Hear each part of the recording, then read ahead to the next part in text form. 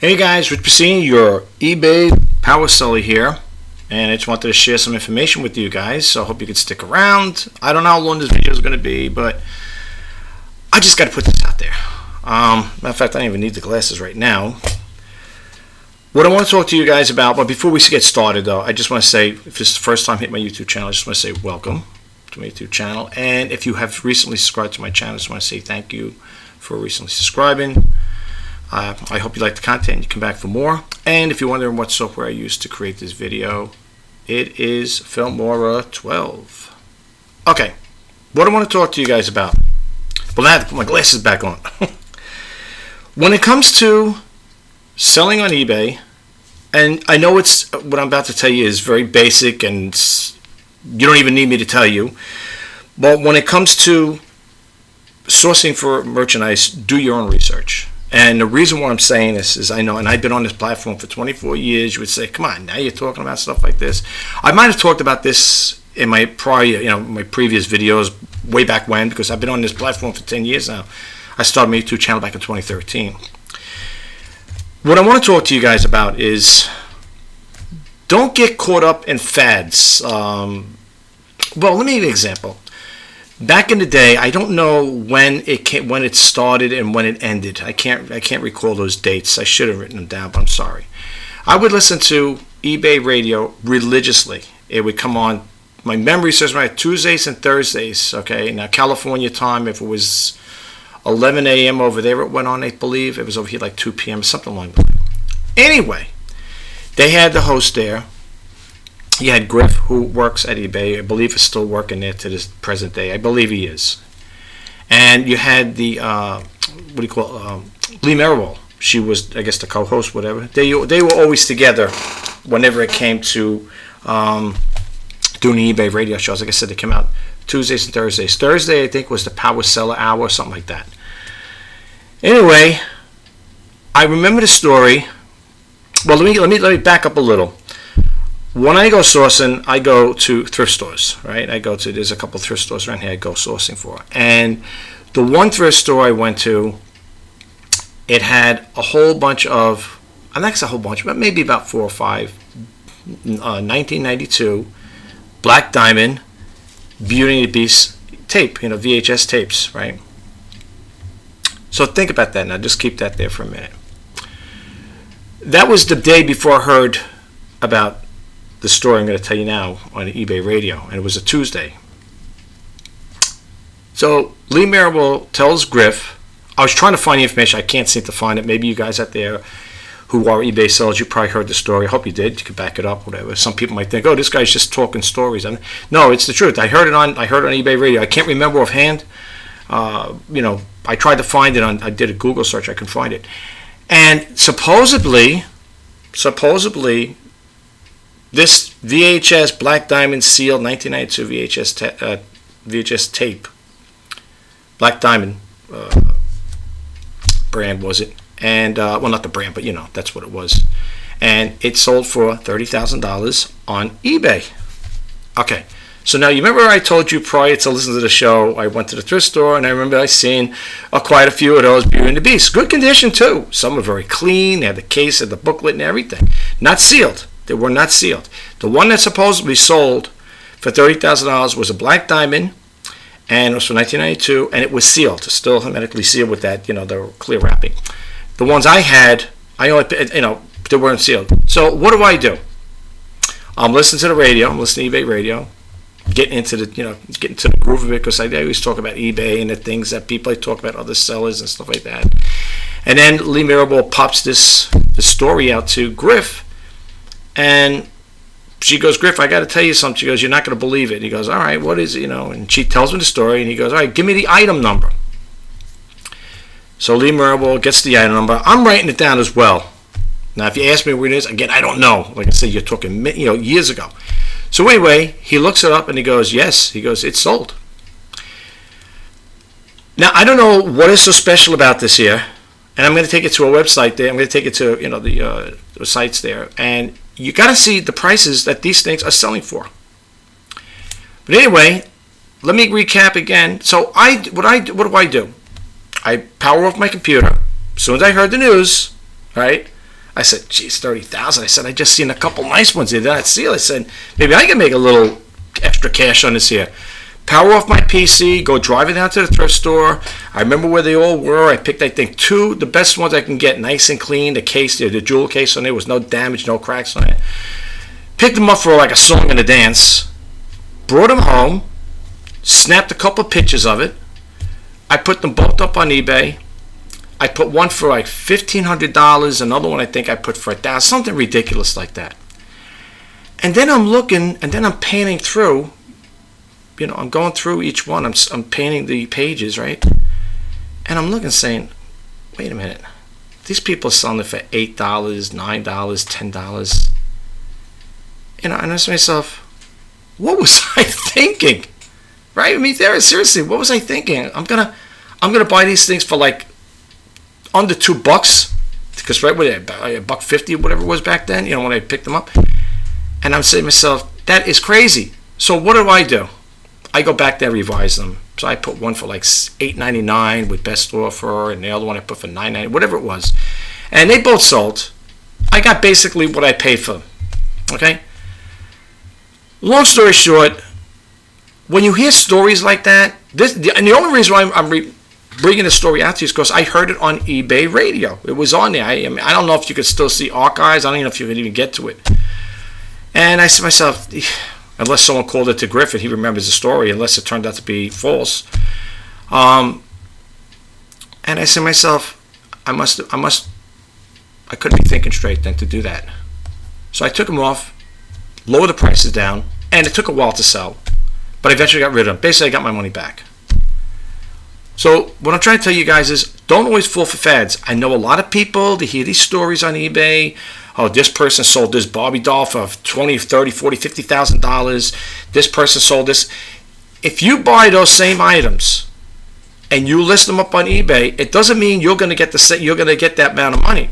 Now, I'm going to take you to the listings here. You're going to see what these Beauty and the Beast VHS is selling. Now, I know soon as I put it up and people watch this, you guys out there are going to say, hey, I'm going to embark on this here. But remember one thing, the things that you see in front of you, they're not sold. That's what these people are asking for. I'll show you the sold ones, the ones that actually sold. Now, I noticed on the high-priced ones, they have one for $35,000. And I think they have like 169 watches, and then they got one for $1 million. And that's got, I don't know how many, it's got like maybe 200 or 300 watches. Now, let me tell you something. People think because those items have a lot of watches, those are all potential buyers. I got news for you. Those are people that are waiting to see if this item's going to sell. And how do I know? Umar did it. Okay, I would go on there. I would put those people in my watch list to see if these things are actually going to sell. Now, if that person who sells a Beauty and the Beast tape for $1 million, man, kudos to you. I mean, it's a VHS. They're practically extinct.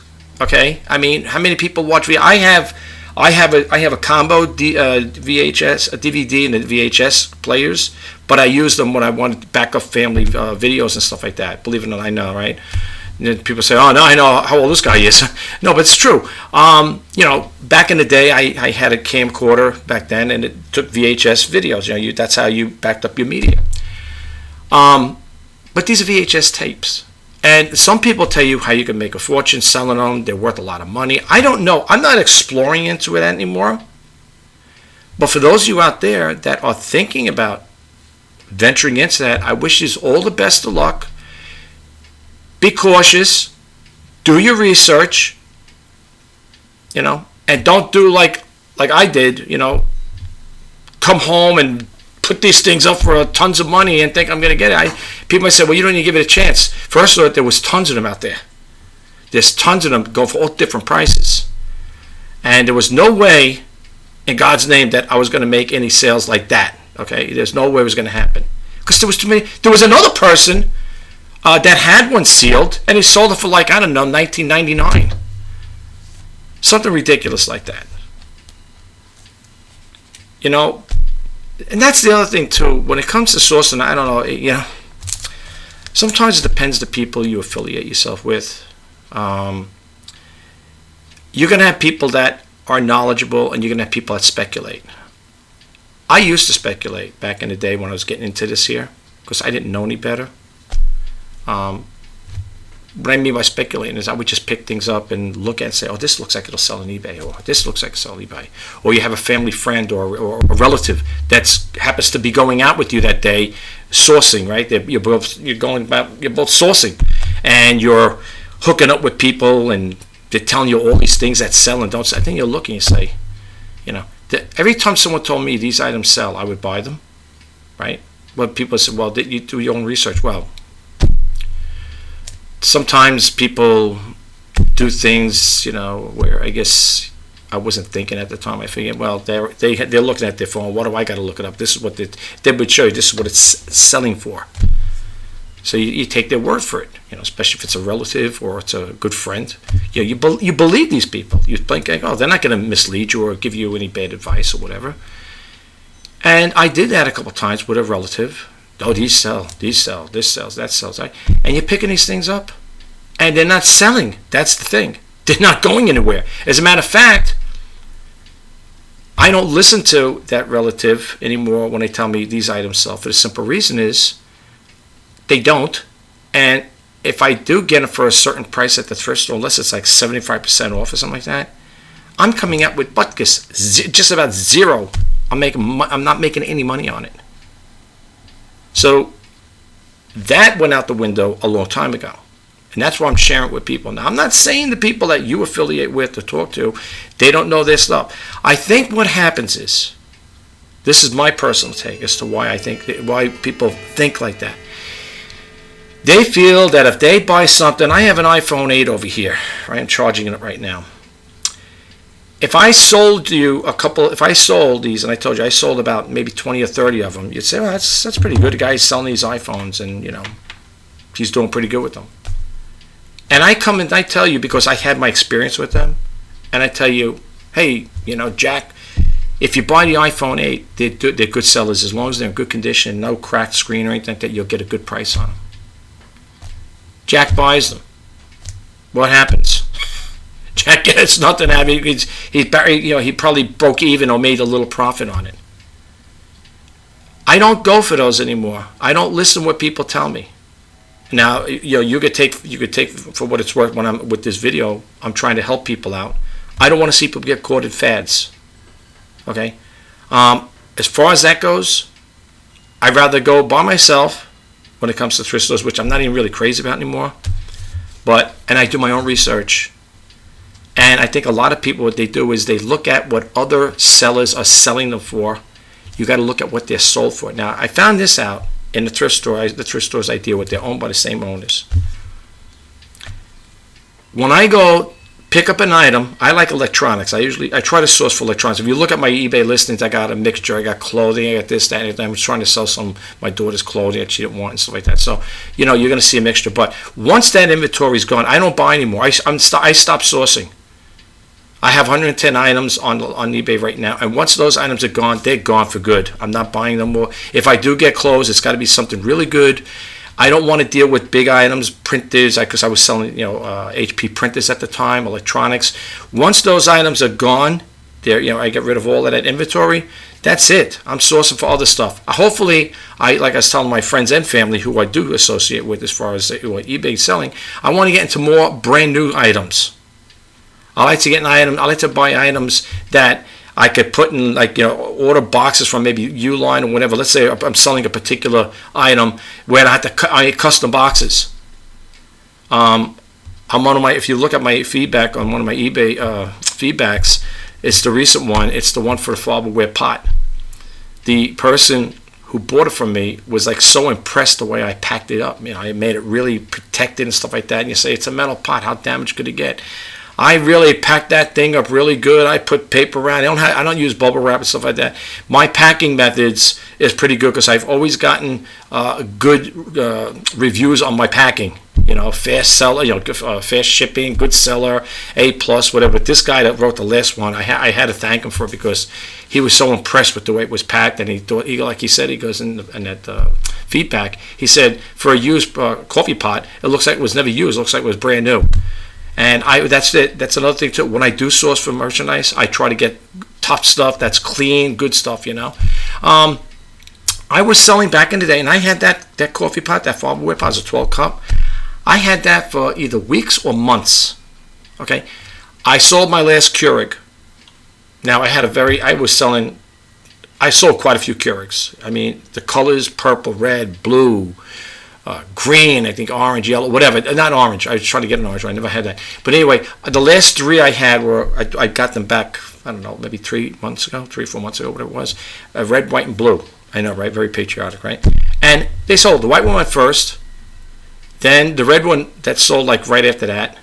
But it took months to sell. And then the blue one, that went out a couple weeks back. Like not this week, the following week. The economy is not great. I know a lot of people think that there, and I'm not going to go into the political aspect of as to why what happened was in years ago, 3-4 years ago, where I was doing pretty good with those things. They used to fly off the shelf pretty quick. Okay, I mean when I listed Keurig coffee makers, they were good. They were like brand spanking new, and those things would go quick. All right, I sold quite a bit of them, and the same thing with the Farberware pots. They were going quick too. I used to sell the 4 cup. Yeah, the 4 cup and the 12 cups. And they were going good. Years ago I'm talking, okay? I'm not going to get too much into it, but I think that you're getting my drift what's going on now with everything. People are watching their spending, the cost of food's going up, gas and everything, and yada, yada, yada, and you know the rest of the story, okay? Not everybody, people are going to tighten up on their purse string, so to speak. That Farberware pot that went out, I had it for a decent price. I sold all my items with best offer. And the reason why I do that, folks, is because I want you out there, if you're a potential buyer or maybe you might be a repeat customer, whatever. I want to try to give you guys the best deal possible. Okay? Yeah, and I know people might not believe it. That's fine. You don't have to. But even if it cuts my profit down a little bit, I don't mind helping because I know what it's like to spend money. Okay? I know. I mean, I'm a conservative spender. I only buy what I buy out of necessity. Not to say I want to buy it to have it. I know people like that, and it's really foolish thinking like that because all you're doing is tying money up, which makes no sense whatsoever. I know relatives like that. They want to buy things and say they have it. They never use it. They never use it. They'll buy these things and they don't use it. They go, why'd you buy it for? What's nice to have? Folks, don't follow that don't follow that protocol when it comes to buying things because it's nice to have. Okay, everybody, I hear it every now and then, and I say to myself, that makes no sense. When is the last time you used it? Well, I never got a chance to use it, but it's nice to have. Nice to have. It's nice to have money in the bank. Okay, don't follow that. Don't follow that. That's a bad rule of thumb. I wouldn't recommend it. But yeah, when it comes to sourcing for merchandise, though, do your own research, okay? Do your own research when it comes to sourcing for items to sell on eBay. I know people out there, they like to talk about things that they buy and they sell. I bought it for this price and it sold for that much money and all that stuff. Buy stuff that you feel is going to sell. I mean, it's very competitive. You know that. I mean, you guys who are avid sellers, I've been on this, like I said, I've been on this platform for 24 years. And it's the last few years has been rough. I'm going to be honest with you. Okay? And maybe some of you out there might not like to hear what I'm about to say, but I'm going to put it out anyway. And I'm just spitballing in the wind here, but I'll tell you this. And I told this to friends and relatives. If you're selling on eBay, okay, and this is a small amount what I'm about to throw out there to you guys. If you can't make at least $100 a day, at least $100, and today that's not really great, considering everything that all the cost of living's gone up with food, gas, and everything else. That's not really great. But if you can't at least make $100 a day, that's not really much of a business. I have to honestly say it, folks. All right, now, I mean, I'm not trying to be mean or anything like that. People say, well, I'm a small volume seller too. I mean, if I tell you what I make in a month, you'll laugh. You say, you got to be kidding, and you're still doing it? What am I going to do?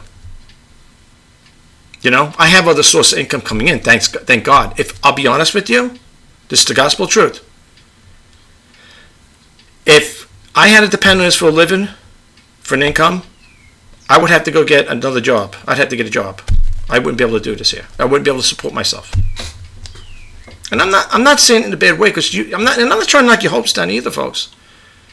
But I'm putting it out there. And I want you guys to know that, you know, what you're getting to. I would say this. If you're going to do eBay, do it as a side hustle. You make a few bucks here and there. If you make a couple $100 or whatever, that's great. Use it to pay your bills down, credit card debt, whatever. I was there too. I was in that boat, credit card debt. Believe me, and it stinks. But right now, thanks be to God, I am debt free with that. I have no credit card debt. I don't even own a credit card. I don't want one. I'm anti-credit card. You know, I don't want one. I don't need a credit card. All those credit cards did for me was hurt me in a way where it puts a lot of stress on your relationship. It puts a lot of stress on your own financial well-being. There were nights that I couldn't sleep thinking about, oh my God, I owe this much money out to this one, that one. And people say, well, that's your own fault. Well, let me explain something to you in regards to that. It's like anything else. When you're working, you have a full-time job, you're making decent money, you could afford to pay your bills. I went through 2 company layoffs and 1 company bankruptcy. Okay? And therefore, it was very hard at the time getting back into companies again. So, you know, you have to work around things like that. You got to do workarounds to, you know, make it somewhat livable, situation. Okay? You know, it stunk. I mean, it really did. I had to call up the creditors and tell them, look, you know, I got laid off and blah, blah, blah. And not giving them like a war story or a sad story, like, you know, feel sorry for me. I said, look, I can't give you this much money a month, but could you cut the bills down to maybe a little less, make it a little more affordable? And believe you me, I've been there. And like that old saying, I've been there and done that.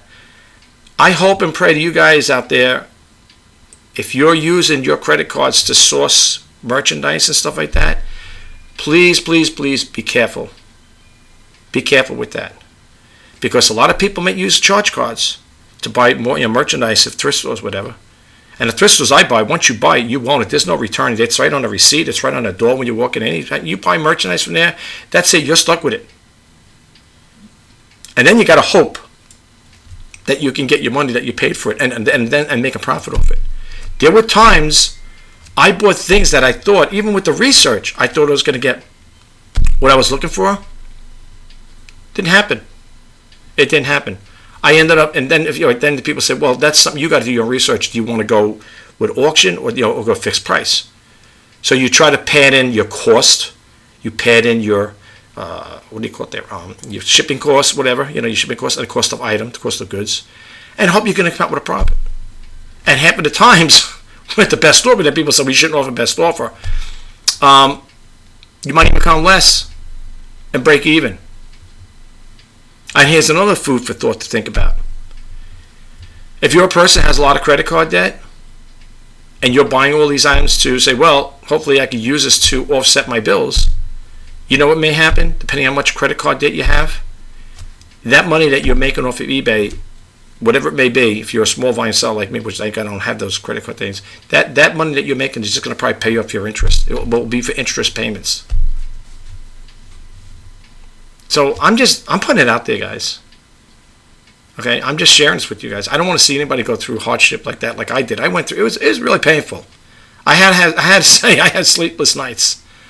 I'll give you another example. I don't mind sharing this here. I had a credit card bill, not a big one. Well, some people may be. It was $500. It was for a service center that has do water repairs, and I had to get my car fixed. Tires, brakes, whatever. The bill came to $500. $500 was the total bill. And I like when the credit card companies make it so easy. Oh, easy payments. Check this out. Seriously, do the math for yourself. $25 was the monthly payment, right? Exactly, $25. You know what? When you break it down and you do the research on that there, $15. Check this out. $15 was going to interest. $10 was going to the principal. I sat here with a calculator and figured out it would have taken me 5 years to pay that off. And you know, with the interest that compounds or whatever, what that measly $500 is going to cost? 5 years. 5 years it took. Not 5 months. 5 years to pay it off. If you pay it $25 a month. That's why I said they get, that's how people get, sometimes they get roped into it. Oh, well, if you spend this much money, this is what it's going to cost you. It's only $25 a month. Excuse me, out of that 25, what's going to interest? Oh, $15 is going to interest, and the principal's only $10. Wow. So every month, $10 is actually going to the principal. Do the math, figure it out for yourself. I had a relative one time telling me, because I'm not really into vacationing, stuff like that. I went back in the day when the kids were little and stuff, and I had a relative like, oh, you should go on vacation, take a trip once in a while, get away from the neighborhood, go away. And then I said to myself, I thought about it. I said, I'm listening to somebody that has they're in their own financial crunch. Can you imagine going away to, like, let's say you take the family out to Walt Disney World, which we did back in the day. It was cheaper then. And let's say that trip cost you $3,000.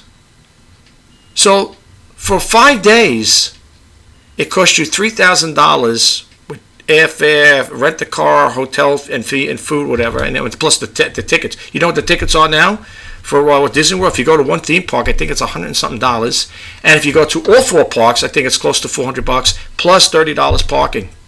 Check it out for yourself. I couldn't believe it.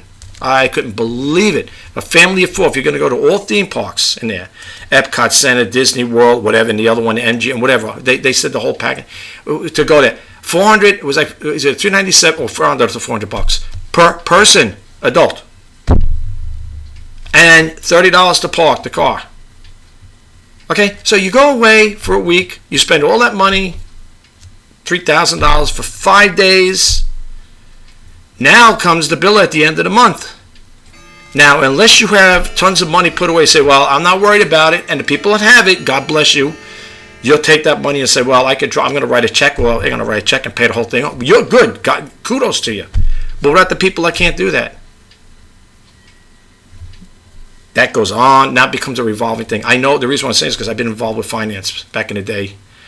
And if you take that $3,000 and you pay just the bare minimum, Elizabeth Warren, she's a senator, and she had that little caption put in there, which was good. She was a real fighter for the credit card. At least I think so anyway. A little caption there. You know what that little caption would say? If you make this monthly payment, revolving payment monthly, it's going to take you 25 years to pay it off. I was like, I didn't have to me when I heard it. I heard a story like this, like, wow. Suppose you get a guy that's in his late 60s and 70s, 25 years, he might not be around to pay the bill off. Credit card debt is very easy to get into and hard to get out. Like my dad used to say, God rest his soul, money's easy to spend and hard to make, and he worked hard for all his life, but he provided food, clothing, and shelter for us, his family. But whatever you do, folks, be careful with that. I'm sorry I went off into this thing about credit cards and stuff, because I don't want to see people get themselves caught up in this stuff.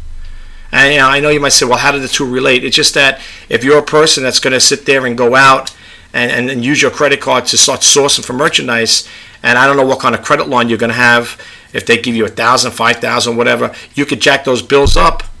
And if you're not making enough money to cover that, because now remember, you're not using your own cash, you're using a card, unsecured line of credit, that's when you're going to get hit with the interest.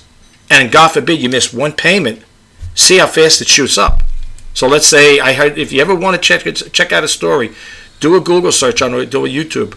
It's called The Secret History of the Credit Card. Right? That's the name of it. That's the title of it. You can watch on YouTube if they still have it. And the other one is The Card Game. Watch those two videos and you'll see what I'm talking about.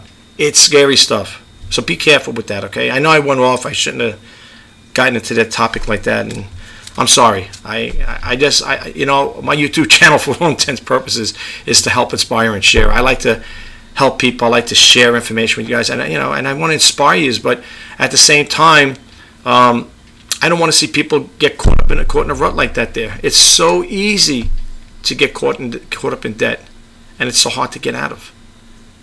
I've read stories where people will put their houses up. They got such high credit card debt and bills. They took loans out and stuff like that. They'll refinance their house, And in some cases, they go back to you again.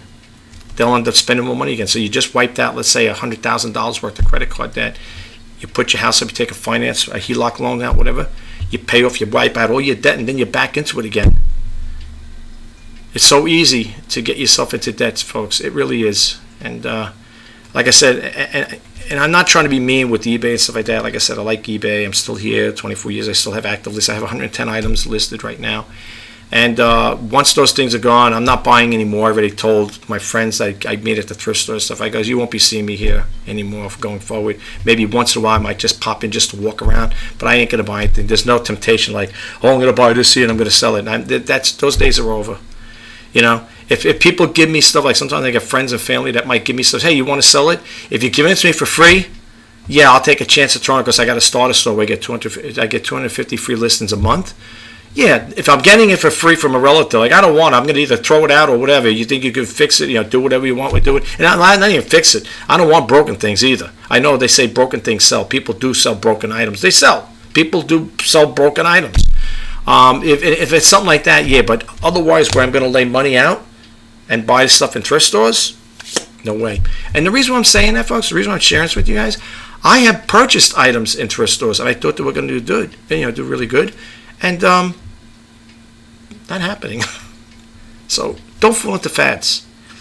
I don't know what else I want to talk to you guys about. Oh yeah, I want to show you the things here. Let me show you that. I really skated off into a different area. I'm sorry. I apologize.